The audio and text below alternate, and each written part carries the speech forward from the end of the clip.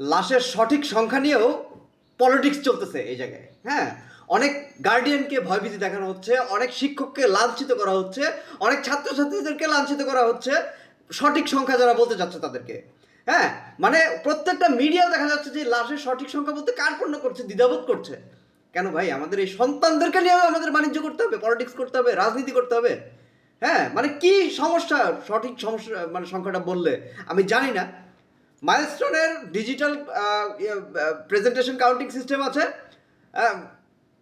Attendance counting system, sorry. So সেখানের তথ্যটা যদি গোপন হয় তার মানে মনে করবেন যে এটার সঠিক তথ্য আমরা পাচ্ছি না।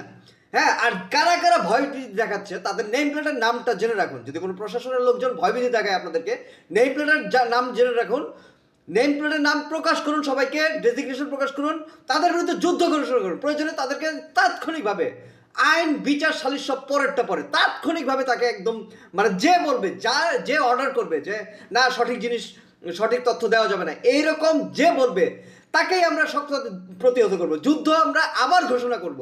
হ্যাঁ, আবার এই এই দিয়ে যুদ্ধ ঘোষণা করতে হবে, ইন্ডিয়া দাঁড়াতে হবে। বারিধারা ডিএইচএস, মিরপুর ডিএইচএস, উত্তরা, গুলশান 1, 2 যত জায়গা থেকে আছে, যত সরকারি বেসরকারি প্রতিষ্ঠান আছে, সবাইকে আমি শক্তভাবে হুঁশিয়ারি করতে চাই, আপনাদের যারা ইন্ডিয়ান যত কর্মী আছে সবাইকে ছাড়াই করুন, বিদায় করুন। এইবার এই যাত্রায় আপনাদের ইন্ডিয়ান যত এমপ্লয়ি আছে সবাইকে বিদায় যদি না করেন, আপনাদের মতো লোকজন আমরা বাংলাদেশ থেকে বিদায় করে ছাড়বো ইনশাল্লাহ। যুদ্ধ আপনাদের বিরুদ্ধে, আমরা যুদ্ধ ঘোষণা করব।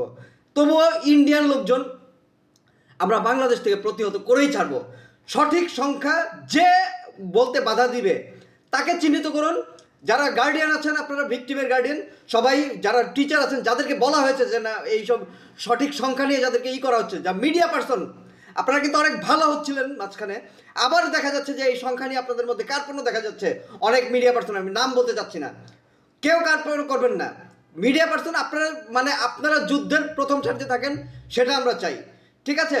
সো এই ধরনের কোনো পলিটিক্স যাতে না হয় আমরা সবাই খেয়াল রাখবো, কোনো মানে লাশ যেন চুরি না হয়।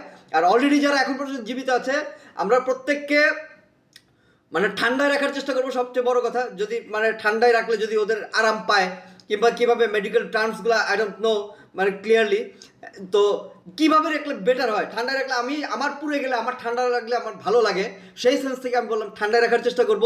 কি কি খেতে ইচ্ছা করে আমরা মানে খাবার দিব স্বাস্থ্যসম্মত, যেগুলো আর কি এই ক্ষতি হবে না, এই ধরনের খাবার দিব। দোয়া দরুদ পড়াবো, শেষ ইশারায় নামাজ কালাম পড়াবো, তওবা করাবো। প্রত্যেকটা গার্ডিয়ান মাথায় রাখেন এই ব্যাপারগুলো, হতাশ হবেন না, আল্লাহর কাছে আপনারা দোয়া করবেন। এমনকি মানে যারা ভিকটিম, যারা মৃত্যুসজ্জায় আছে, সবাইকে তওবা পড়াতে থাকেন। আশা করি ওরা এমনিতেই নিষ্পাপ, তবুও তওবা পড়াতে থাকেন, শেষ আমলটুকু ওদেরকে করাতে থাকেন, যতটুকু শেষ পর্যন্ত করানো যায় আর কি। হ্যাঁ, মানে আমি খুবই আমি মর্মাহত, আমার বলার আর কোনো ভাষা নেই।